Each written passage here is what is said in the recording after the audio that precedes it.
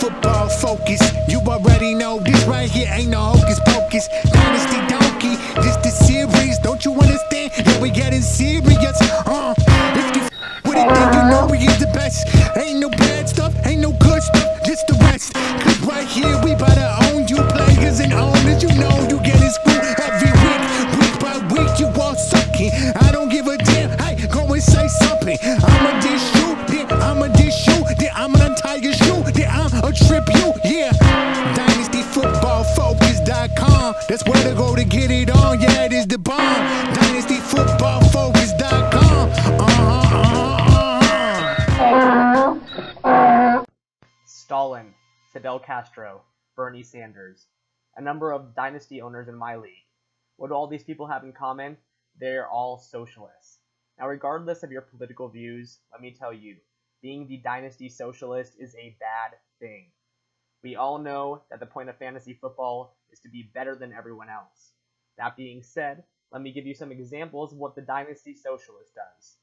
One of my biggest pet peeves is when someone devalues one of my players due to the fact that I have depth at a certain position. Let me give you a specific example. In one of my leagues, I have Travis Kelce, Dennis Pitta, and Julius Thomas. I clearly have some depth at tight end. However, having depth does not decrease any of these guys' values. Do not message me telling me that a trade is more fair due to the fact that I have depth. This doesn't make any sense in any logical world. Another sign that you may be the dynasty socialist is if you become very confused why people do not accept your trades, even if the players involved in the trade have similar value. May I provide some clarification to you? First off, congrats for not being the first kind of socialist who devalues players because of depth. But let me remind you why people trade in fantasy. The only reason you should ever trade in fantasy is if you think the trade will directly make your team better.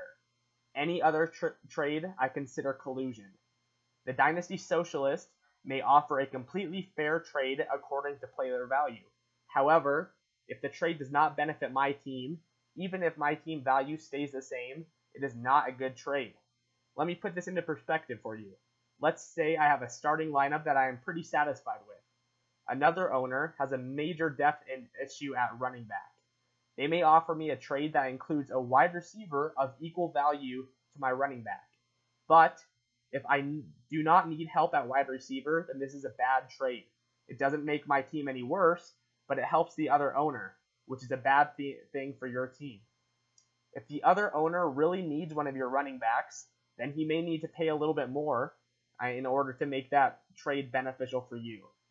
I hope this provides some clarification for anyone who is still holding a grudge or a little bit butthurt about another owner not accepting a trade that you deem to be fair. So to all you dynasty socialists out there, redistribution of wealth and equality is bad in dynasty fantasy football. This week, you are the Dynasty Donkey.